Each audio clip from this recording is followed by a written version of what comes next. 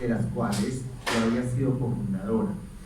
En Medellín, en el año del 2011, más o menos, 2011-2012, empieza a haber un movimiento LGBT importante a través de cuando se aprueba la política pública para la población LGBT+.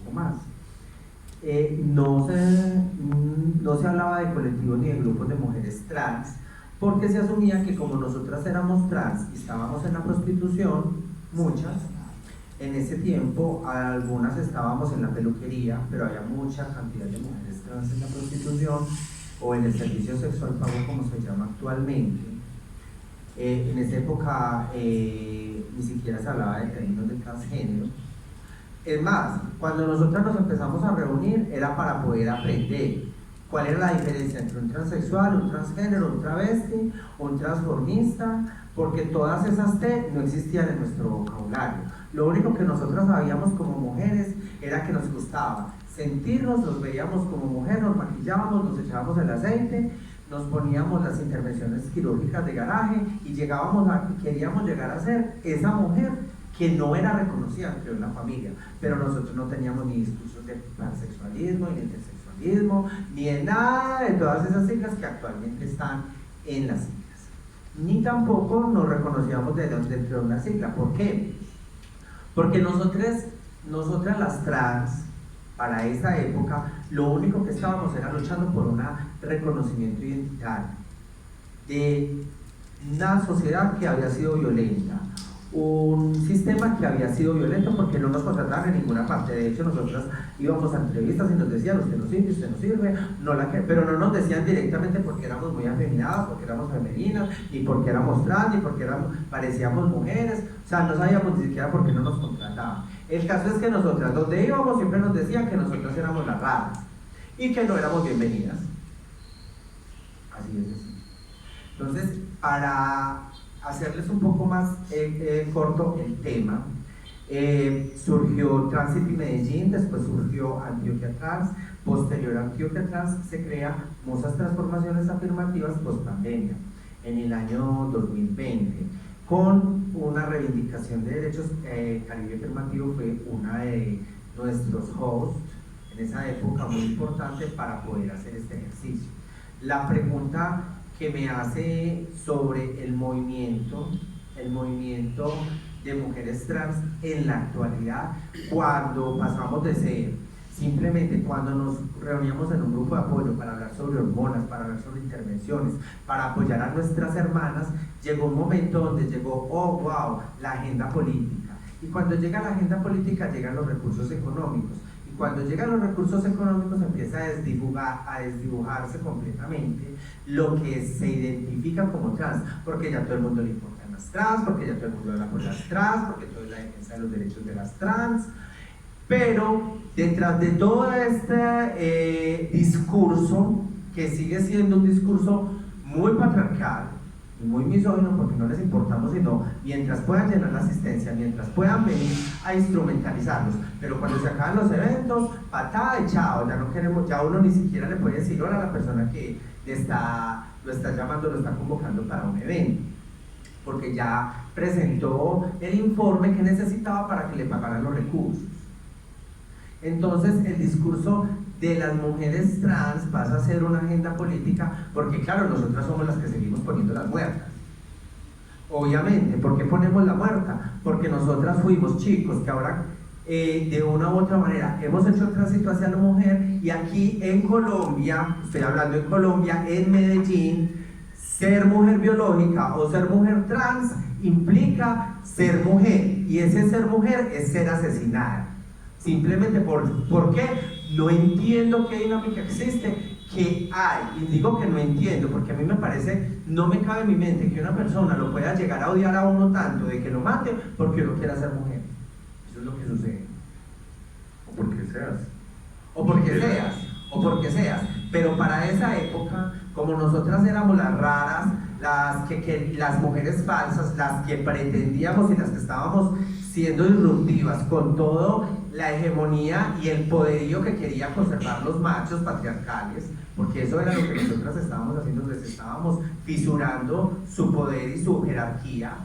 Entonces por eso fuimos y somos aún las que ponemos las muertas, y detrás de todo eso viene el Estado a decir: nosotros las vamos a salvar, necesitamos víctimas, vengan que nosotros las salvamos.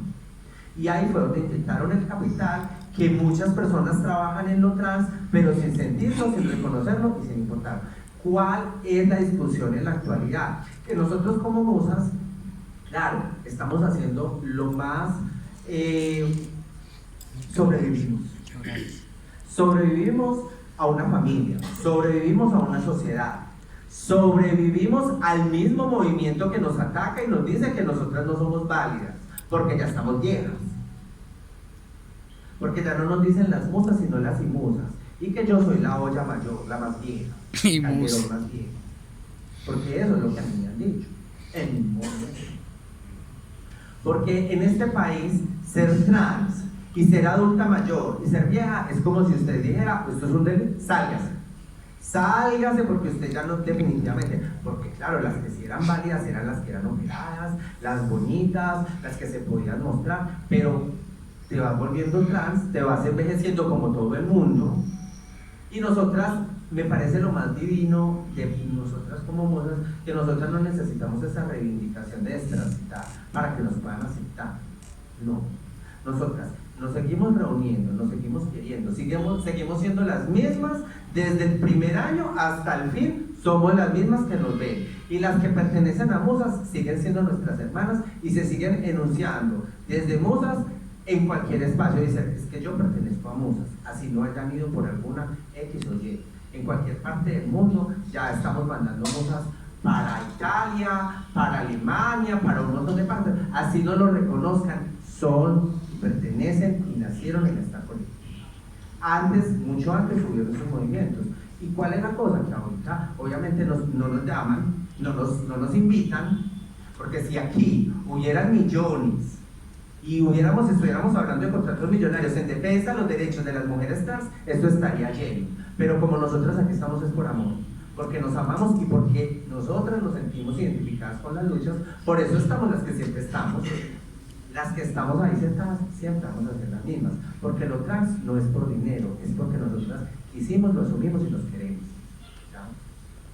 Gracias, Amora. Y también desde la experiencia musa. Y desde nuestro colectivo Musas también estamos mucho con nuestras compañeras migrantes venezolanas que también están en nuestro colectivo, nuestras hermanas negras también y hermanas mayores, que las apoyamos demasiado, estamos siempre con ellas en todo momento. Muchas gracias. Y siento yo que desde un enfoque interseccional, la familia que elegimos, la familia ensamblada, la familia social, esa que nos apaña cuando quizás alguna tuvo la oportunidad y no la aprovechó. Por aquí tenemos una palabra todavía, démela allí cuando empecemos a conversar en relación al proceso de Petra, personas en tránsito, y antes de con Isotopia.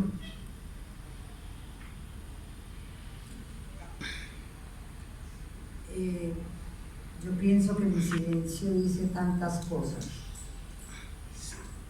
y es una preocupación antes de llegar al tema de todo el tránsito que ha tenido nuestro territorio llamado Envigado. Quiero hacer una acotación ahí sobre nosotros, las personas que vamos llegando a una adultez. No he visto que los gobiernos y el Estado ni los territorios tengan un trabajo sostenible para nosotros. Que nosotros, entre comillas, vamos en decadencia, ¿verdad? Yo no veo que el Estado se esté preocupando qué va a pasar con estos cuerpos que han transitado durante toda su trayectoria de vida. No sé si el territorio de Medellín tenga algunas políticas sobre nosotros, los trans, que vamos ya envejeciendo. Esa es como una pregunta que dejo ahí sobre la mesa. Quizás en algún momento nos sentemos y discutamos sobre eso. Sí, porque no está. ¿Qué es lo que vamos y qué es lo que vamos a hacer para nosotros?